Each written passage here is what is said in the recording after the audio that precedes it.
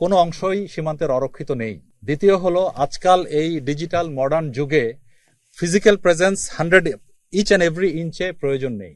অনেক জায়গা থেকে মডার্ন সার্ভেলেন্সের মাধ্যমে আপনার সেই জায়গাটুকু সার্ভেল করা যায় বা দেখা যায়। আমরা নিশ্চিত করে বিওপিগুলো এমনভাবে স্থাপন করা এবং পেট্রোলিং করে নিশ্চিত করা হয় যেন কোনো দিক থেকে কোনো ধরনের অনুপ্রবেশ হলে সেটা আমরা তথ্য পাই।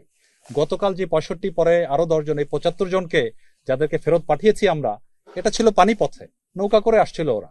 এই মেইনলি কিন্তু এখানে যে গ্রাউন্ডেই আছে সেই নৌকার ওইখানেও আমাদের পেট্রোল ছিল। তারপর যখন এটা হলো, আমি নিজে মহাপরিচালক কোস্টগার্ড মহোদয়ের সাথে কথা বলে কোস্টগার্ডের পেট্রোল ওখানে বাড়ানো হয়েছে, সো ওই দিক থেকে যাতে আর কোনো অনুপ্রবেশ না হতে পারে।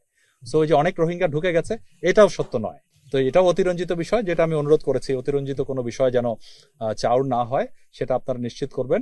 আর আমরা নিশ্চিত করছি বর্তমানে রোহিঙ্গা রেফিউজি এটা আর আমরা প্রবেশ করতে দেব না।